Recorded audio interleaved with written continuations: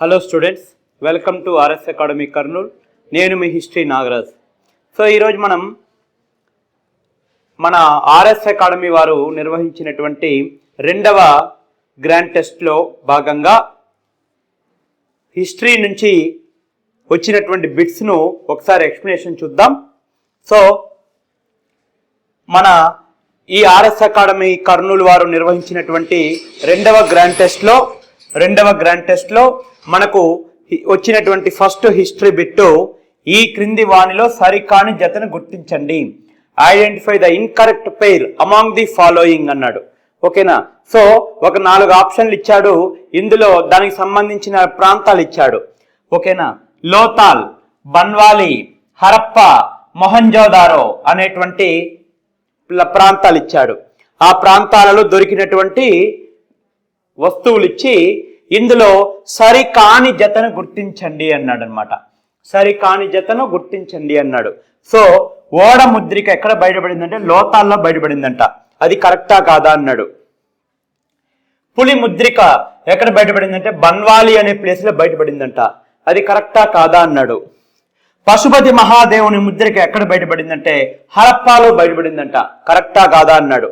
ఎద్దు ముద్రిక మొహంజోదారోలో బయటపడింది అన్నాడు. కరెక్టా కాదా అన్నాడు. సరికాని జత. సో ఓడ ముద్రిక ఎక్కడ బయటపడిందంటే లోతాల్ అనే ప్రాంతంలో బయటపడింది. ఓకేనా? దీన్ని బేస్ చేసుకొని సింధు నాగరికత కాలం నాటి ఒక ఓడరేవు అక్కడ ఉండేది అని మనం తెలుసుకోగలుగుతున్నాం. ఓకేనా? సింధు ప్రజలు ఎక్కువగా వ్యాపార లావాదేవీలను ఆ లోతాల్ అనే ఓడరేవు నుండే చేసేవారు. కాబట్టి ఇది కరెక్టే. నెక్స్ట్ పులి ముద్రిక బయటపడ్డ ప్రాంతం ఏది అంటే బన్వాలి. ఓకేనా? ఏ ప్రాంతంలో? బన్వాలి, హర్యానాలో ఉంది. బన్వాలి అనే ప్లేస్ హర్యానాలో ఉంది. నెక్స్ట్ పశుపతి మహాదేవుని ముద్రిక ఎక్కడ బయటపడిందంటే హరప్ప. ఎక్కడ బయటపడింది? హరప్ప అనే ప్రాంతంలో బయటపడింది. ఎద్దు ముద్రిక ఎక్కడ బయటపడిందంటే మొహంజోదారో అనే ప్రాంతంలో బయటపడింది. సో ఈ 4 ప్రాంతాల్లో పశుపతి మహాదేవుని ముద్రిక బయటపడ్డ ప్రాంతం హరప్ప అనేది సరికాని జత. ఓకేనా? రిమైనింగ్ అన్ని కరెక్టే. కాబట్టి దీనికి ఆన్సర్ ఏమవుతుంది? సి అవుతుంది. ఈ పశుపతి మహాదేవుని ముద్రిక ఎక్కడ బయటపడిందంటే మొహంజోదారో అనే ప్రాంతంలో బయటపడింది అనమాట. కాబట్టి ఇక్కడ ఏమిచ్చాడు? హరప్ప అని ఇచ్చాడు కాబట్టి అది రాంగ్. ఓకేనా? ఇది ఆన్సర్. నెక్స్ట్ రాజసూయ వాజపేయ యజ్ఞాల గురించి వివరించిన బ్రాహ్మణం ఏది అన్నాడు. కౌశితకి బ్రాహ్మణం ఇచ్చాడు, గోపత బ్రాహ్మణం ఇచ్చాడు, శతపథ బ్రాహ్మణం ఇచ్చాడు, టైపినియ బ్రాహ్మణం ఇచ్చాడు. ఓకేనా? సో ఈ 4 బ్రాహ్మణకాల్లో ఈ రాజసూయ వాజపేయ యాగాల గురించి వివరించిన బ్రాహ్మణము శతపథ బ్రాహ్మణము. ఏ బ్రాహ్మణము? శతపథ బ్రాహ్మణం. మనకు మొత్తం బ్రాహ్మణకాలు 7. ఓకేనా? బ్రాహ్మణకాలు ఎన్ని? 7. ఓకేనా? సో వేదాల గురించి సమగ్ర అధ్యయనం చేయడానికి ఉపయోగపడే గ్రంథాలను మనము బ్రాహ్మణకాలు అని చెప్తాం. మొత్తం బ్రాహ్మణకాలు ఎన్ని? 7. అందులో వన్ ఆఫ్ ద ఏన్షియంట్ బ్రాహ్మణం శతపథ బ్రాహ్మణం. ఆ శతపథ బ్రాహ్మణంలో రాజసూయ వాజపేయ యాగాల గురించి వివరణ ఉంది. కొన్ని బౌద్ధ కొండ గుహలను చైత్యాలని మరికొన్నింటిని విహారాలని పిలుస్తాము. రెండింటి మధ్య భేదమేమి అన్నాడు. సో చైత్యాలకు విహారాలకు ఉన్నటువంటి భేదమేమి అన్నాడు అనమాట. సో చైత్యము అంటే బౌద్ధ సన్యాసుల యొక్క ఆరాధనా స్థలం. బౌద్ధ సన్యాసుల యొక్క ఆరాధనా స్థలం. ఓకేనా? బౌద్ధ సన్యాసుల యొక్క ప్రార్థనా మందిరాలు అంటాం. విహారం అంటే భిక్షువుల నివాస స్థలము.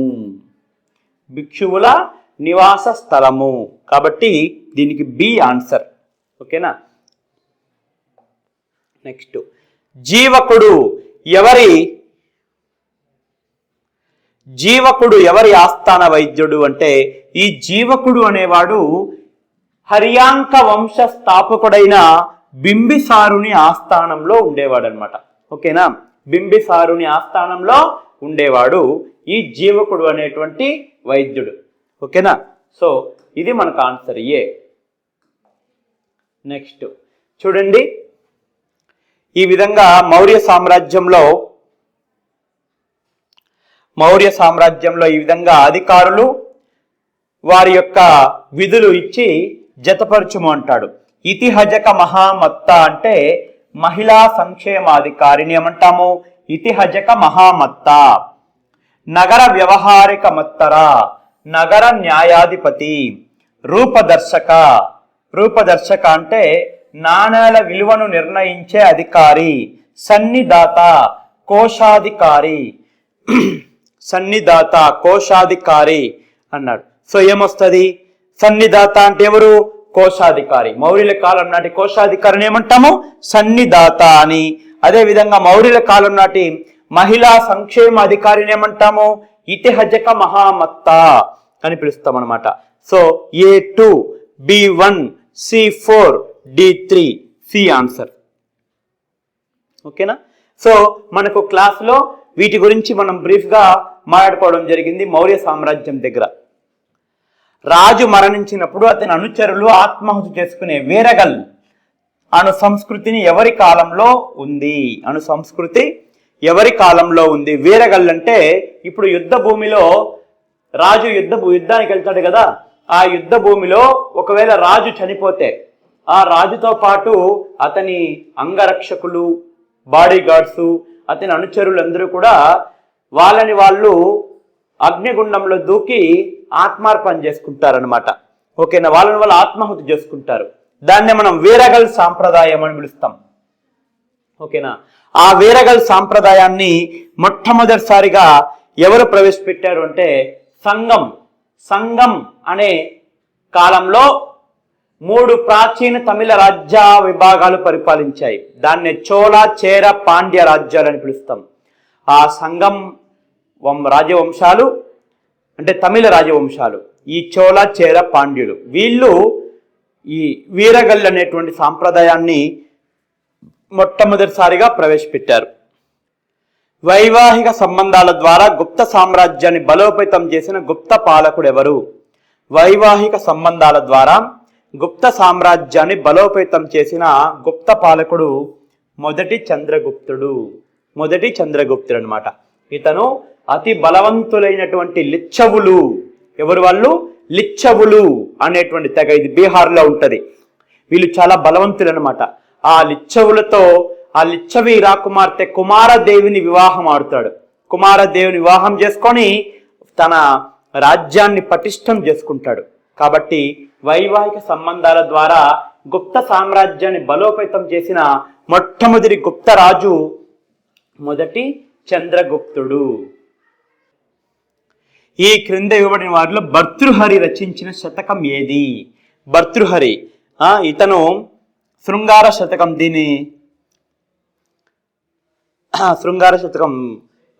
దీన్ని రాసింది శ్రీనాథుడు.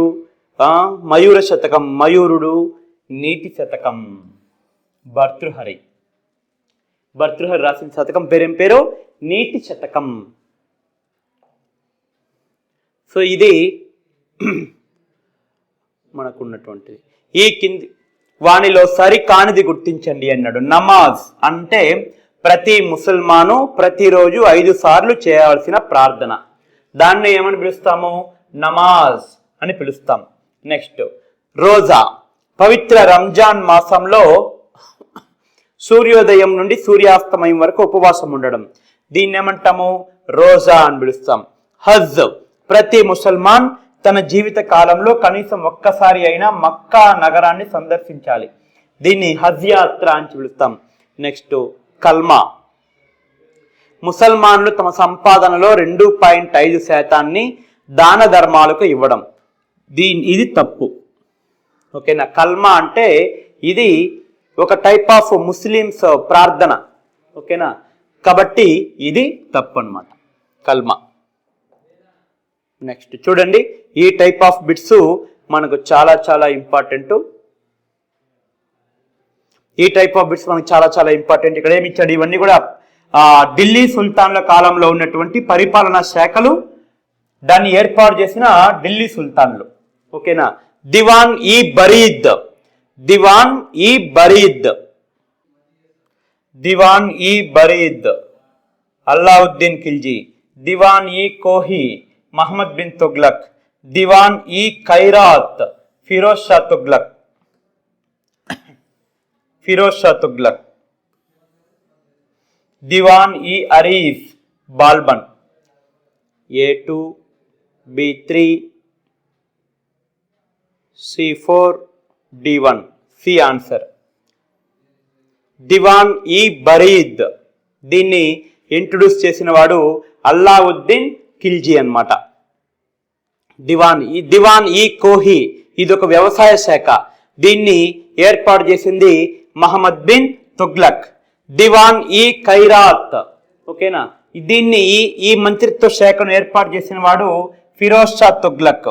దివాన్ ఈ అరీజ్, ఇది రక్షణ శాఖ, దీన్ని ఏర్పాటు చేసిన వాడు బాల్బన్. ఓకేనా. సో ఇది మనకి ఎగ్జామ్లో చాలా చాలా ఇంపార్టెంట్ అయినటువంటి బిట్స్.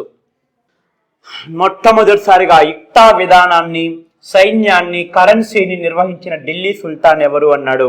సో మొట్టమొదటిసారిగా ఇక్తా విధానాన్ని, సైన్యాన్ని, కరెన్సీని నిర్వహించిన ఢిల్లీ సుల్తాన్ పేరు ఇల్టుట్మిష్. ఇల్టుట్మిష్. ఇక్తా అనేది ఒక సైనిక వ్యవస్థ, దాన్ని కరెన్సీని కూడా నిర్వహించాడనమాట. ఇల్టుట్మిష్ ఇంట్రొడ్యూస్ చేసిన సిల్వర్ కాయిన్స్ ను టంకా అని, కాపర్ కాయిన్స్ రాగి నాణేలను జిట్టా అని పిలుస్తాం అనమాట. ఓకేనా. కాబట్టి ఇల్టుట్మిష్. సో ఈ కింది వాటిలో సరికానిది గుర్తించండి అన్నాడు. సంస్కృత గాథలను మొదటిసారిగా పర్షియన్ భాషలోకి అనువదించినది జియానా బీబీ అనేది. సరే, జియానాయి బీబీ అనే ఆమె సంస్కృత గాథలను మొట్టమొదటిసారిగా పర్షియన్ భాషలోకి అనువదించింది. నెక్స్ట్, సంగీతంలో గల ప్రావీణ్యానికి గాను నాయక్ అనే బిరుదును పొందింది అమీర్ ఖుస్రో. చైత్యుడిని పూజించిన దేవుడు హరి అన్నాడు. వృత్తిరీత్యా కబీర్ రజకుడు అన్నాడు. ఇది తప్పు. వృత్తిరీత్యా కబీరు చేనేత కార్మికుడు. చేనేత కార్మికుడు. ఓకేనా. కాబట్టి అది తప్పు అన్నమాట. సరికానిది గుర్తించండి అంటే సి సరికాదు. నెక్స్ట్, విజయనగర బహుమని ఒరిస్సా రాజ్యాల మధ్య ఘర్షణకు కారణమైనదేది? ఇక్కడ విజయనగర బహుమని సుల్తాన్లకు మధ్య ఘర్షణకు కారణమైంది ఏది అంటే తుంగభద్ర పరివాహక ప్రాంతంపై ఆధిపత్యము. అదేవిధంగా విజయనగర ఒరిస్సా రాజ్యాల మధ్య ఘర్షణకు కారణమైంది కృష్ణా గోదావరి ప్రాంతాలపైన ఆధిపత్యము. ఓకేనా. సో ఇది రెండూ కరెక్టే. సో ఇది ఒకసారి మనం డిస్కస్ చేద్దాం. సో రెండూ కరెక్టే దీనికి.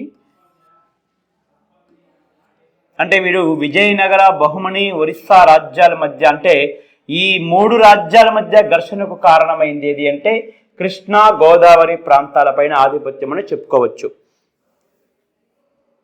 ఒకవేళ వాడు విజయనగర బహుమని రాజ్యాల మధ్య ఆధిపత్యానికి గల కారణం ఏది అంటే ఇది చెప్పాలి. విజయనగర బహుమని ఒరిస్సా ఈ మూడు రాజ్యాలు ఒకదానికోటి ఘర్షణ చేసుకున్నాయి. దేనికంటే ఇప్పుడు వీళ్ళిద్దరికి మధ్య ఘర్షణకు కారణమైన అది ఏది అంటే కృష్ణా గోదావరి ప్రాంతాలపైన ఆధిపత్యం అని చెప్పచ్చు. నెక్స్ట్, అక్బర్ జయించిన తొలి రాజ్యము మాల్వా, చివరి రాజ్యము ఖాందేశ్. D answer. నెక్స్ట్, శివాజీని దారిదోపిడి దొంగ అని సంబోధించినది ఎవరు అంటే ఇతను కాఫీ ఖాన్ అనే అతను శివాజీని దారిదోపిడి దొంగ అని సంబోధించాడు. చూడండి, రెండవ కర్ణాటిక్ యుద్ధమునకు సంబంధించి క్రింది వాణిలో సరైన వ్యాఖ్యలను గుర్తించండి. ఈ యుద్ధంలో కర్ణాటిక్ రాజ్యంలో ఆంగ్లేయులు చందా సాహెబ్కు మద్దతు ఇవ్వగా ఫ్రెంచ్ వారు అన్వరుద్దీన్కు మద్దతు ఇచ్చారు. అదేవిధంగా నిజాం రాజ్యంలో ఆంగ్లేయులు నాసిర్ జంగుకు మద్దతు ఇవ్వగా ఫ్రెంచ్ వారు ముజాఫర్ జంగుకు మద్దతు పలికారు. ఇది ఇచ్చినటువంటి వ్యాఖ్యలు. సో ఈ కర్ణాటిక్ యుద్ధం ఎందుకు జరిగిందంటే, మనకు కర్ణాటిక్ రాజ్యంలో అన్వరుద్దీన్ అనే ఒక పాలకుడు ఉంటాడు. అన్వరుద్దీన్. ఈ అన్వరుద్దీన్ కు చందా సాహెబ్ కు మధ్య కర్ణాటిక్ సింహాసనం కోసము గొడవ వస్తుందన్నమాట. వారసత్వ తగాదాలు మొదలవుతాయి. ఇప్పుడు అన్వరుద్దీన్ కు ఇప్పుడు చందా సాహెబ్, వీళ్ళిద్దరికి మధ్య గొడవ వచ్చింది కదా, చందా సాహెబ్ వెళ్ళి ఫ్రెంచ్ వాళ్ళ సహాయాన్ని కోరుతాడు. ఓకేనా? చందా సాహెబ్ ఎవరి సహాయాన్ని కోరాడు? ఫ్రెంచ్ వాళ్ళ సహాయాన్ని కోరాడు. అప్పుడు ఫ్రెంచ్ అధికారి పేరు డూప్లే. అప్పుడు ఫ్రెంచ్ గవర్నర్ ఎవరు అంటే డూప్లే. ఇప్పుడు చందా సాహెబ్ కు ఫ్రెంచ్ వాళ్ళు సపోర్ట్ గా వచ్చారు కాబట్టి ఆటోమేటిక్ గా అన్వరుద్దీన్ కు బ్రిటిష్ వాళ్ళు సపోర్ట్ గా వచ్చారనమాట. ఓకేనా? దీంతో రెండో ఆంగ్లో కర్ణాటక యుద్ధం ప్రారంభమైంది. దీంతో ఈ డూప్లే ఏం చేశాడంటే అన్వరుద్దీన్ పైన యుద్ధం ప్రకటించాడు. యుద్ధం ప్రకటించి ఈ చందా సాహెబ్ డూప్లేల కూటమి అంబూర్ అనే ప్రాంతంలో అన్వరుద్దీన్ చంపేశాయి. దాన్ని మనం అంబూర్ యుద్ధం అని చెప్తాం అనమాట. ఓకేనా? సో ఇక్కడ ఆప్షన్ స్టేట్మెంట్ ఏమిచ్చాడు? ఈ రెండవ కర్ణాటిక్ యుద్ధము, ఈ యుద్ధంలో కర్ణాటిక్ రాజ్యంలో ఆంగ్లేయులు చందా సాహెబ్ కు మద్దతు ఇవ్వగా ఫ్రెంచ్ వారు అన్వరుద్దీన్ కు మద్దతు పలికారు. ఇది ఇప్పుడు కరెక్టా తప్ప? ఇక్కడ వీడేమిచ్చాడు? ఆంగ్లేయులకు చందా సాహెబ్ కు ఆంగ్లేయులు సపోర్ట్ చేశారు అన్నాడు. చందా సాహెబ్ కి ఎవరు సపోర్ట్ చేశారు? ఇక్కడ ఫ్రెంచ్ వాళ్ళు. అదే విధంగా అన్వరుద్దీన్ కి ఇక్కడ ఫ్రెంచ్ వారు అన్వరుద్దీన్ మద్దతు ఇచ్చారు అన్నాడు స్టేట్మెంట్ లో. కానీ వాస్తవంగా అన్వరుద్దీన్ సపోర్ట్ ఇచ్చింది ఎవరు? బ్రిటిష్ వాళ్ళు. కాబట్టి ఇది స్టేట్మెంట్ తప్పు. అక్కడ వాడు ఏమిచ్చాడు? సరైన వ్యాఖ్యలను గుర్తించండి అన్నాడు. కాబట్టి ఫస్ట్ స్టేట్మెంట్ తప్పు. పోనీ సెకండ్ స్టేట్మెంట్ అని కరెక్టా లేదని చూద్దాం. అదే విధంగా నిజాం రాజ్యంలో ఆంగ్లేయులు నాసర్ జంగ్ మద్దతు ఇవ్వగా ఫ్రెంచ్ వారు ముజాఫర్ జంగ్ మద్దతు పలికారు. చూద్దాం. ఇప్పుడు నిజాం రాజ్యం ఉంది. హైదరాబాద్ లో నిజాం రాజ్యం ఉంటుంది అనమాట. ఈ నిజాం రాజ్య స్థాపకుడి పేరు నిజాం ఉల్ ముల్క్. నిజాం ఉల్ ముల్క్. ఇతను చనిపోయిన తర్వాత ఇతని కొడుకు, పెద్ద కొడుకు నాసర్ జంగ్ రాజ్యానికి వచ్చాడు. ఈ నాసర్ జంగ్కు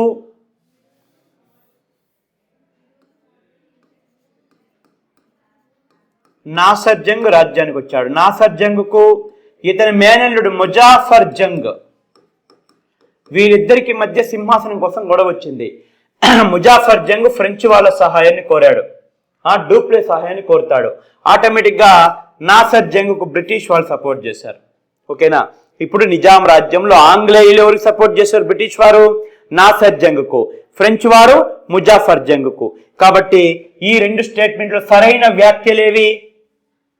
రెండు మాత్రమే. సరైన వ్యాఖ్యలేవి? రెండు మాత్రమే అనేది తప్పు అనమాట, కరెక్ట్ అనమాట. First statement wrong.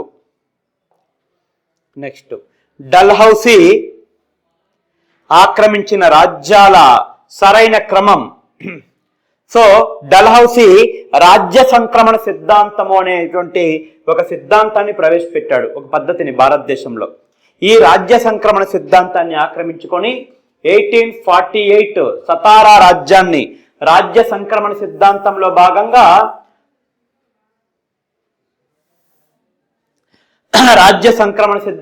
భాగంగా డల్హౌసీ ఆక్రమించుకున్న మొట్టమొదటి రాజ్యం ఏది అంటే సతారా 1848, సంబాల్పూర్ 1849, అయోధ్య 1856, ఝాన్సీ 1853. దీన్ని వారు సరైన క్రమంలో మార్చండి అన్నాడు. కాబట్టి 1, 2, 3, 4. కాబట్టి 1, 1, 2, 3, 4 B answer. First one Satara, Sambalpur, Jhansi, last one ఇది అయోధ్య. ఓకేనా? ఇది డల్హౌసీ రాజ్య సంక్రమణ సిద్ధాంతంలో భాగంగా ఆక్రమించుకున్నటువంటి రాజ్యాలు. నెక్స్ట్, ఈస్ట్ ఇండియా కంపెనీ భారతదేశంలో భూమి శిస్తును వసూలు చేయడంలో భాగంగా ఈ 3 రకాల పద్ధతులు ప్రవేశపెట్టింది. దాన్నే మనం జమీందారీ విధానం, దీనికే మరొక పేరు శాశ్వత శిస్తు నిర్ణయ పద్ధతి. అదేవిధంగా రైత్వారీ విధానము, నెక్స్ట్ మహల్వారీ విధానం అని చెప్తామన్నమాట. ఈ 3 విధానాలను ఎవరు దాన్ని డిజైన్ చేసింది ఎవరు, రూపకర్తలు ఎవరు అంటే జమీందారీ విధానం సర్ జాన్ షోర్. రైత్వారీ విధానం colonel Read Munro, Alexander Read Munro. Mahalwari విధానం మెకంజీ. ఓకేనా, కాబట్టి A 1B 2A 3C B answer. ఓకేనా, నెక్స్ట్ దీనబంధు మిత్ర రచించిన నీల్ దర్పణ్ నాటకం ఎవరి అణచివేత గురించి వర్ణిస్తుంది అన్నాడు. దీనబంధు మిత్ర అనే అతను ఒక గ్రంథాన్ని రాశాడు, ఒక నాటక గ్రంథాన్ని, దాని పేరు నీల్ దర్పణ్. ఓకేనా, ఈ నీల్ దర్పణ్ ఎవరి సమస్యను ఇతివృత్తంగా తీసుకొని రాశాడంటే ఇండిగో రైతులు. దీన్ని మనం నీలిమందు రైతులు అని పిలుస్తాం. ఈ నీలిమందు రైతులు బ్రిటిష్ వారు ప్రవేశపెట్టిన తీన్ కతియా విధానానికి వ్యతిరేకంగా తిరుగుబాటు చేశారు. దీన్ని మనం నీలిమందు రైతుల తిరుగుబాటు అని చెప్తాం. ఆ నీలిమందు రైతుల తిరుగుబాటును ఆధారంగా చేసుకొని ఈ దీనబంధు మిత్ర రచించినటువంటి నాటకమే సామాజిక నవల ఈ నీల్ దర్పణ్ అన్నమాట. నీల్ దర్పణ్. ఈ కింది వానిలో రాజారాం మోహన్ రాయ్ రాసిన పుస్తకం ఏది? సో న్యూ ఇండియా, దీన్ని అనిబిసెంట్, ఇది పత్రిక అనిబిసెంట్. హింద్ స్వరాజ్, ఇది గాంధీ. నీల్ దర్పణ్ దీనబంధు మిత్ర రచించాడు. Dinabandhu Mitra. Gift to monotheist Rajaram Mohan Roy. కాబట్టి డి ఆన్సర్. రాజారాం మోహన్ రాసిన గ్రంథాల్లో ఒకటి గిఫ్ట్ టు మోనోథిస్ట్. నెక్స్ట్ ఈ కింది వాటిని కాలక్రమంలో అమర్చండి అన్నాడు. సహాయ నిరాకరణోద్యమం ఇచ్చాడు, చౌరీ చౌరా సంఘటన ఇచ్చాడు, మోప్లా తిరుగుబాటు, సిఆర్ దాస్ మరణం అన్నాడు. ఇది 1920. చౌరీ చౌరా సంఘటన 1922. సిఆర్ దాస్ మరణం 1925. 1 మోప్లా తిరుగుబాటు, ఇది 1921. 1, 3, 2, 4 ఏ ఆన్సర్. ఓకేనా, 1, 3, 2, 4. Next very very important. భారతీయ సివిల్ సర్వీసుల్లోకి మొట్టమొదటిసారిగా చేరిన భారతీయుడు ఎవరు అన్నాడు. భారతీయ సివిల్ సర్వీసుల్లోకి చేరిన మొట్టమొదటి భారతీయుడు సత్యేంద్రనాథ్ ఠాగూర్. 1863వ సంవత్సరంలో ఇతను సివిల్ సర్వెంట్గా ఎంపిక కావడం జరిగిందనమాట. ఓకేనా, సుభాష్ చంద్రబోసు 1919లో సివిల్ సర్వెంట్గా ఎంపికయ్యాడు.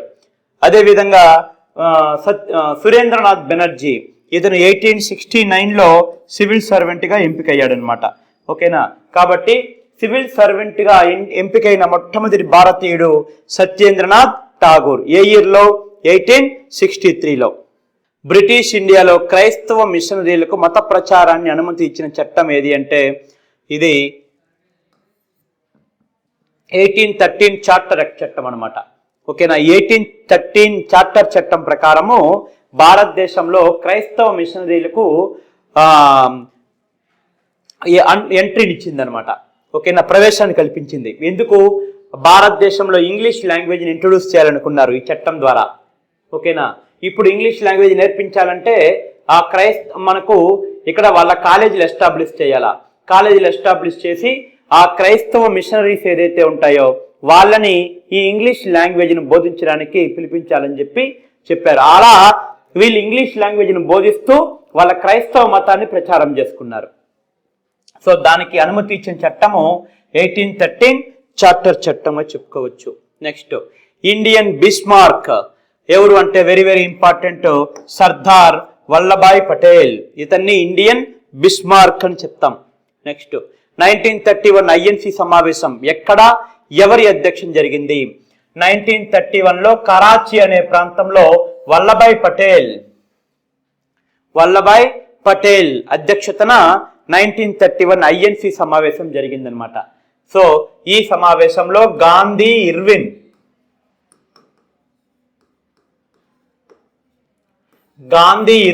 ఒప్పందానికి ఆమోద ముద్ర వేశారు ఈ మీటింగ్ లో. దానికి ఆ గాంధీ ఇర్విన్ ఒప్పందానికి ఆమోద ముద్ర వేసినటువంటి ఐఎన్సి సమావేశం ఏది అంటే 1931 ఐఎన్సి సమావేశం కరాచీలో జరిగింది కాబట్టి దీన్ని 1931 కరాచీ ఐఎన్సి అంటాం. దీనికి అధ్యక్షుడు వల్లభాయ్ పటేల్.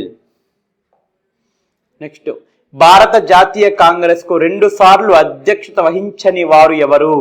వీళ్ళంతా రాజేంద్ర ప్రసాద్, సుభాష్ చంద్రబోస్, మోతీలాల్ నెహ్రూ అందరూ కూడా రెండు సార్లు అధ్యక్షత వహించారు. కానీ జార్జ్ యూల్ ఇతను 1889 అలహాబాద్ ఐఎన్సి దీనికి మాత్రమే అతను అధ్యక్షత వహించాడనమాట. ఇంకా దేనికి అతను అధ్యక్షత వహించలేదు. ఐఎన్సి సమావేశాలకు అధ్యక్షత వహించిన మొట్టమొదటి యూరోపియన్ ఈ జార్జ్ యూల్. నెక్స్ట్, ఇది మళ్ళీ రిపీట్ అయింది క్వశ్చన్. నెక్స్ట్, ఆర్కాట్ వీరుడు అనే బిరుదు పొందింది ఎవరు అంటే ఆ 2వ ఆంగ్లో కర్ణాటక యుద్ధంలో భాగంగా ఆర్కాట్ వీరుడు అనే బిరుదు పొందిన బ్రిటిష్ గవర్నర్ రాబర్ట్ క్లైవ్ కు ఆర్కాట్ వీరుడు అనేటువంటి బిరుదుంది. ఇది మళ్ళీ రిపీట్ అయింది. ఇండియన్ సివిల్ సర్వీస్ కు ఎంపికైన తొలి భారతీయుడు ఆల్రెడీ మనం మాట్లాడుకున్నాం, సత్యేంద్రనాథ్ ఠాగూర్ 1863, సురేంద్రనాథ్ బెనర్జీ 1869. ఓకేనా, 1869 వీళ్ళిద్దరే సివిల్ సర్వెంట్స్ అనమాట. ఓకేనా, సో 1863 సత్యేంద్రనాథ్ ఠాగూర్, 1869లో సురేంద్రనాథ్ బెనర్జీ. అదేవిధంగా ఇండియన్ సివిల్ సర్వీసుకు ఎంపికై ఆ సర్వీస్ నుండి తొలగించబడిన మొట్టమొదటి భారతీయుడు ఈ సురేంద్రనాథ్ బెనర్జీ. ఓకేనా, ఫస్ట్ ఎంపిక అయింది ఎవరు అంటే సత్యేంద్రనాథ్ ఠాగూర్. ఆ సర్వీస్ నుండి ఫస్ట్ రిమూవ్ అయిన ఇండియన్ ఎవరు అంటే సురేంద్రనాథ్ బెనర్జీ. సో ఇవి మనకు ఆర్ఎస్ అకాడమీ కర్నూలు వారు నిర్వహించినటువంటి సెకండ్ గ్రాండ్ టెస్ట్ లో మన హిస్టరీ పాయింట్ ఆఫ్ వ్యూ నుంచి వచ్చినటువంటి బిట్స్ అనమాట. సో నెక్స్ట్ గ్రాండ్ టెస్ట్ లో మరిన్ని బిట్స్ మనం మళ్ళీ కలుసుకుందాం. అంతవరకు జై హింద్.